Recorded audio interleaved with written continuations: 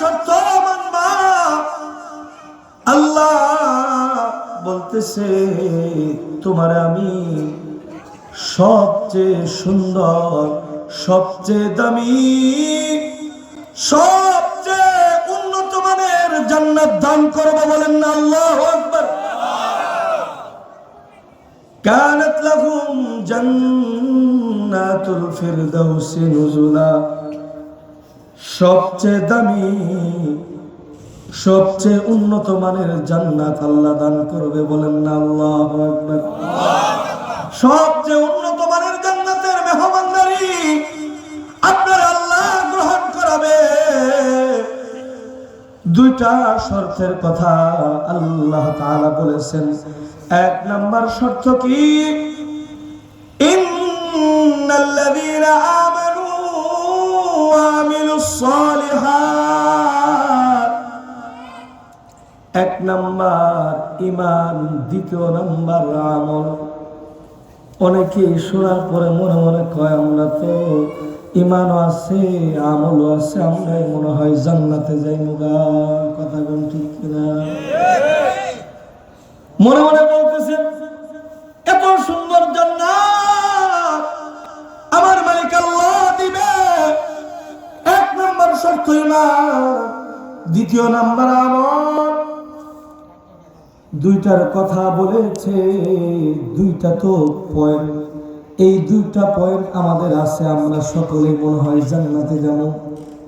বাবা, এক নাম্বার সাধারণ কোন জিনিসের নাম না। ঈমান হচ্ছে এমন এক মহাদৌলতের নাম। ঈমানদার যারা তারা জান্নাতে যাইব।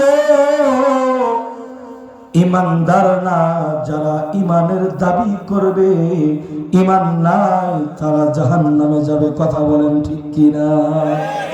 ঈমান দাবি করার জিনিস না বাবা, ঈমান বুকে লালন করার জিনিস। যদি কোন বন্ড যারা মাজারের ভিতরে গাঞ্জা খাইতে খাইতে কালো মুসগুলোরে হলুদ কালার বানায় আলাইছে, যদি জিজ্ঞাসা করেন তোমার কি ঈমান আছে, বলবে কি বলো? শরীয়তের মোল্লা করছে আমাদের ঈমানের পাওয়ার বেশি। করোনা নাউজুবিল্লাহ।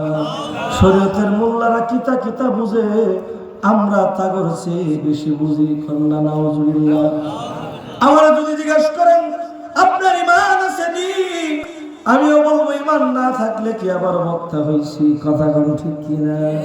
আবার আপনাকে যদি জিজ্ঞাসা করি আপনার ঈমান আছে নি, আপনারা ধমক দিয়ে কইবেন হইনিয়া।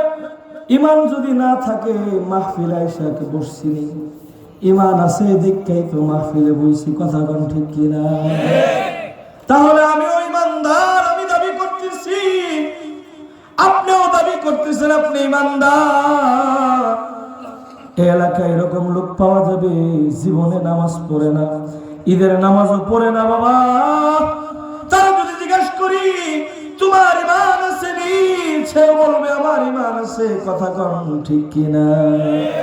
আবার যেগুলো সারাক্ষণ গাঞ্জার মধ্যে পড়ে থাকে, ওরাও যদি জিজ্ঞাসা করি সে কইব আমার ঈমান আছে। কথা কোন ঠিক কিনা?